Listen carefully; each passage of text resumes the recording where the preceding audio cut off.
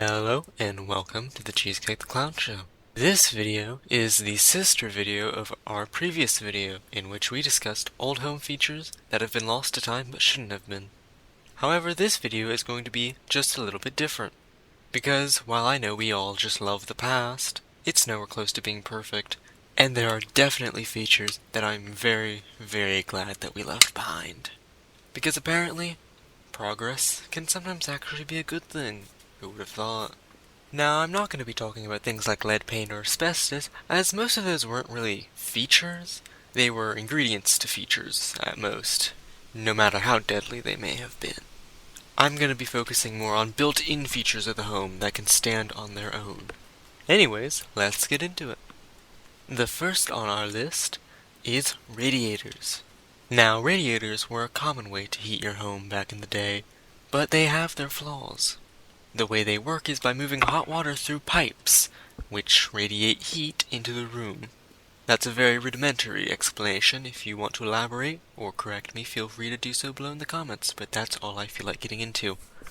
Because the thing about radiators is, they get hot, very hot, hot metal, nailed to your wall like a giant stove burner. You can imagine that this could cause all sorts of accident. And it did. Plenty of people have gotten burns from radiators, among them children and pets, as well as absent-minded people like myself.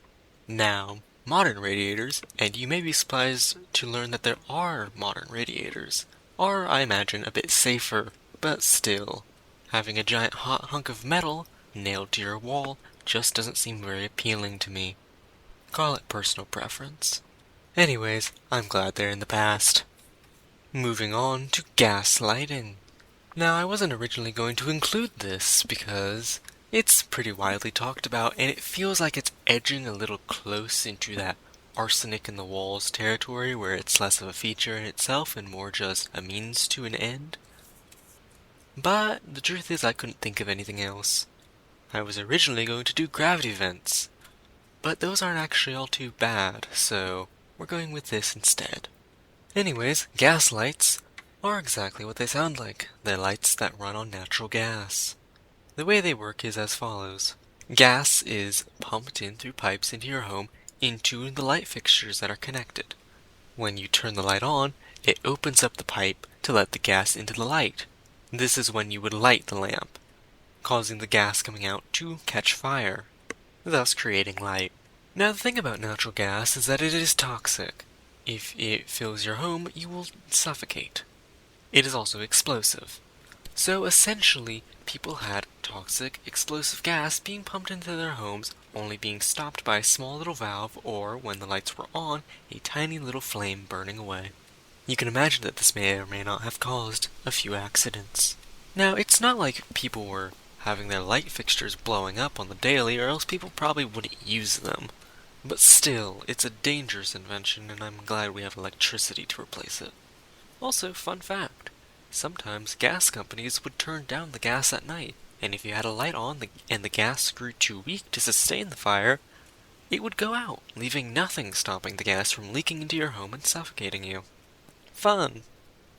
They would turn down the gas to save money, by the way, if you needed that clarification. And also, if you were wondering, yes, people did die. Anyways, moving on to a slightly more modern but still left in the past invention, the razor blade disposal system. Now, if you had a razor blade disposal system installed in your house, it would look something like a little slit in the tile or just the wall of your bathroom, usually above the sink. When you used disposable razor blades, and you were done using them, you could simply slide them into the hole in the wall. It was actually quite convenient, I imagine. I've never lived with one myself, though, so I couldn't really tell you. You may be wondering to yourself, why, Cheesecake? What sort of fantastical invention was behind the wall that so quickly and efficiently disposed of these razor blades to prevent further harm? And I'll tell you, nothing. There was absolutely nothing. It was quite literally just a hole into a cavity in the wall. Now, this may have been fine for the homeowners, but people to this day are still finding cavities in their walls filled with old rusty razor blades, hundreds of them. These cavities were also usually inaccessible. They weren't meant to be emptied or anything. You were just supposed to put the razor blades in and forget about them. Until it came time to renovate your bathroom, of course, but I imagine they didn't think that far ahead. If they did, they clearly didn't care enough to come up with a solution. So let this be a lesson to anyone listening to be very, very careful when renovating bathrooms in old homes. That's probably something you should do anyways, but this is just an added caution. Because I imagine it would be very unpleasant to open up a wall thinking you're going to find maybe, I don't know, some old coins or a secret box with a cryptic letter, only to be met instead with hundreds of thousands of little bits of sharp, rusty metal. Suddenly, any treasure you did find in your walls will have to be sold to foot the medical bill of all those tetanus shots you'll need. So really do be careful. Anyways, I'm glad we left these things behind, as they were really only convenient for maybe the first generation homeowners, then it probably just became a problem. Swiftly moving on from that catastrophe, we have our next item on our list, which is the bathroom and kitchen carpeting. Now, you've probably heard of this catastrophe, probably the bathroom more than the kitchen, as it's a touch more famous in my opinion. Nothing quite beats the horror of walking into an old home only to find lush shag carpeting covering the bathroom and kitchen. There is, of course, a reason behind the horror. This carpeting was advertised as being able to provide the same plush environment you would find in a living room or bedroom, but in your bathroom or kitchen instead. No more standing for hours on unforgiving tile while cooking, or stepping out of a warm bath onto a cold, hard floor. If I'll be honest, it actually sounds quite nice. If germs and dirt and such didn't exist, I would probably actually get this sort of thing in my own home. The problem, of course, is that those things do exist, and these carpets quickly soaked up grease, crumbs, and in the bathroom, all sorts of unmentionables. Oh, and mold. Lots and lots of mold. Some, though not all of these carpets, were actually advertised as being tightly woven enough to be nearly hydrophobic, thus assumedly solving these issues. So you can see that they did think ahead a little bit. But as it turns out, nearly ain't nearly enough, and a few generations later, the white carpet is yellow, your hopes and dreams have thoroughly died, and one Passover with a black light would make your house light up like a neon Christmas tree. Moving on to our final category, laundry chutes. Now you may find yourself a touch surprised that this convenient and easy method of disposing of dirty laundry straight down to the laundry room or basement would be on this list of horrid things that should have been left in the past. Cheesecake, you might ask. I thought these things were amazing. They're so convenient, and they make for great childhood memory-making opportunities. Now, while all this is true, there is a good reason, just like everything else, that this thing is on this list. But that reason may surprise you.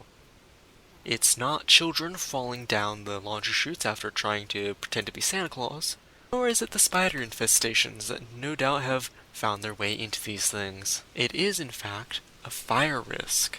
This may sound odd at first, but think about it for just one moment with me, if you will. Say a fire starts somewhere in your home. That fire would normally burn in that room, spread slowly, burn through the floor, burn through the ceiling, and slowly, not slowly, but mediumly, spread through your house. But now say it reaches a laundry chute. The thing will act as a chimney, sending smoke and sparks all the way up and down, causing the fire to spread to every room that thing is connected to. Suddenly, there isn't just one room on fire, it's every room on fire, or at least every floor. House fires already go quickly. This thing is just adding literal fuel to the literal fire. Now, laundry chutes, somewhat like the radiator, aren't strictly left in the past.